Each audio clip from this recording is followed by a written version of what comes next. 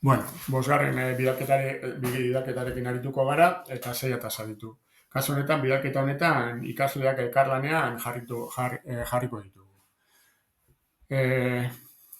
Gure kasuan, maltunan elkarlanean, urte guztian elkarlanean aritzen dira, eta taldeka bost talde, lau launeko bost taldeetan antolatuta daude.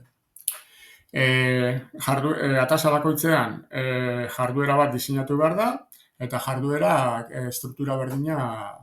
egitura berdina edukiko du. Hauek dira puntuak, garatuko diren puntuak jarduera bakoitzean,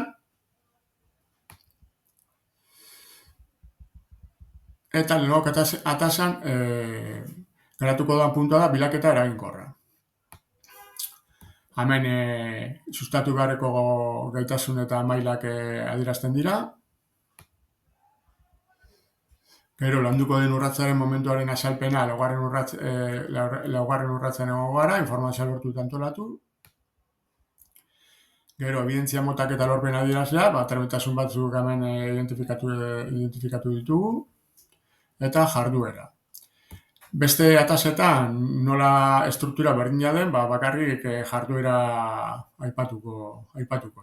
Kasu honetan 120 minutuko iraupena du, eta informazioaren fidelgarritasuna eta lehen pausuak sarean landuko dira. Taldeka informazioaren bilaketa eta hautaketa hobetzeko eta sareko komunikazioa eta kolaborazioa sustatzeko asmoarekin etiketa zer diren eta zertarako erabiltzen diren ikertu beharko dute.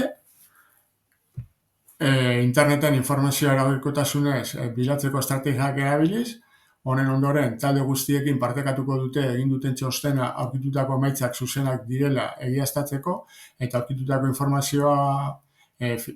informazioari fidegarritasuna emateko.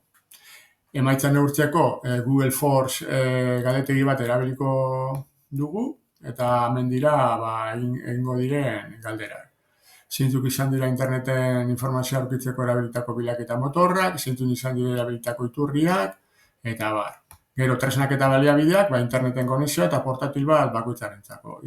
Ikaskuntza ingurune virtuala eta arbel digitala azalpenak eta adibideak erakusteko. Vale. Bigarren atasan, landuko dugun puntua da jokabide arauen definizioa. Lehen izan dugun bezala, struktura berdina da, kasu honetan urratza utza da, taldea martxan jarri, jarduera ere 120 minutu, eta talde bakoitzan etiketen buruzko infografi bat egokitu beharko dute. Emaitzan egurtzeko, errubrikak erabiliko ditu. Tresnak eta baliabidea berdin. Vale. Hirugarren atasan, 6C, landuko den puntua eduki digitalaren garapena da, kasu honetan 10. urratza emaitzak aurkeztu, landuko dugu, eta jarduera izango da 80 minutukoa, eta talde bakoitzak egindako proiektua aurkeztu beharko dio beste taldeei eta irakasle taldeari. Emaitzan neurtzeko errubrika bat ere erabiliko da. Laugarren jardueran erabilera arduratsua landuko da, puntu hau, erabilera arduratsua, eta jarduera kasu honetan ikasgelan el dilema de las redes dokumentala ikusiko dugu, da gero debate bat sortuz. Emaitzan neurtzeko batetik gelako eztabaidan parte hartzea barreratuko da, eta bestetik Google Force galdetegi bat betetzea. Eta hemen dauz galdera desberdinak. Bukatzeko, azkenengo atasan garatuko dena arazo digitalaren ebazpena da, eta jardueren azalpena ikastutan zehar, arazoa konpontzeko foro bat Classroomen ireki dugu. Erronka guztian zehar parte hartzeko foro bat jarri dugu eskugarri Google plataforma, kasu honetan Classroomen.